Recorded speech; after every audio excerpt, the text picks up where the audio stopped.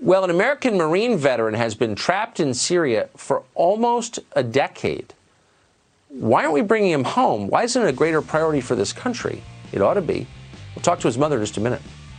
Plus, we'll continue to monitor the president's rally tonight in South Carolina. Stay right here to catch breaking news coming out of it. We're tired of winning in South Carolina. Can't do it anymore. It's too much. It's too much. We've had years where we weren't winning and it was okay. We couldn't get jobs. We took it easy. But we just want you to go and see your friend, the president. And we want you to... America is watching.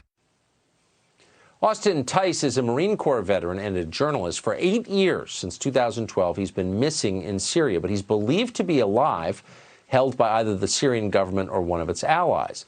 Our government has been perfectly willing to bomb Syria and get involved, yet according to Austin's mother, Deborah Tice, officials are far less interested in bringing her son home. And here's the most amazing part. The Syrian government has invited the U.S. government to send a representative to Damascus to discuss the case, but neocons at the State Department have intervened, and therefore it hasn't happened.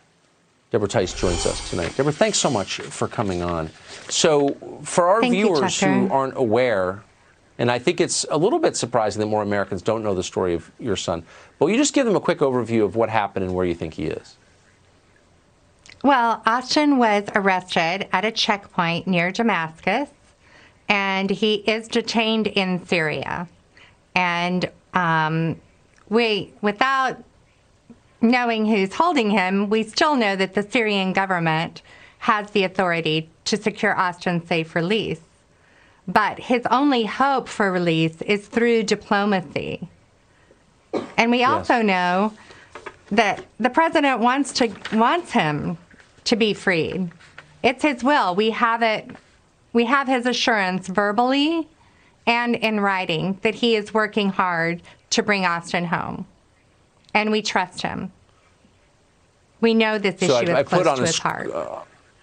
Right. So we're putting on the screen, I'm not sure you can see it, but a response to a letter that you wrote the president. And he says, we're working hard to bring your son home.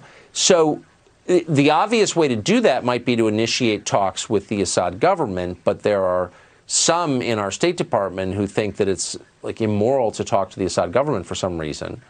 What would you say to them, the people who are preventing those negotiations? Well, I would say that they're insubordinate to the President of the United States because it's his will for Austin to walk free. And the only way that he's going to do that is through dialogue. And the Syrians have opened the door. So it's on us to respond and engage in the conversation that will secure Austin's safe release.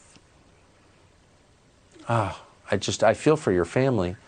Have you had any contact with him in the past 8 years? We have not had any contact from Austin. And it is difficult. But we know that the president has the will to bring him home. And now we have an open door. The time is now.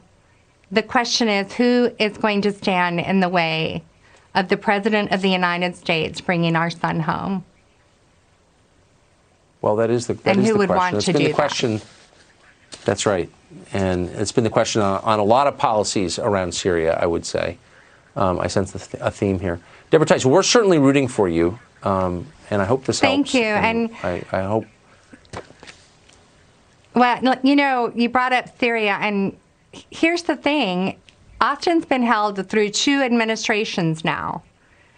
And President Trump has a much better record for bringing Americans home. And we trust him that he's going to get this done. We know that he has the will and the ability. Deborah Tice, thanks so much for joining us tonight. Godspeed. Thank you. Thank you, Tucker.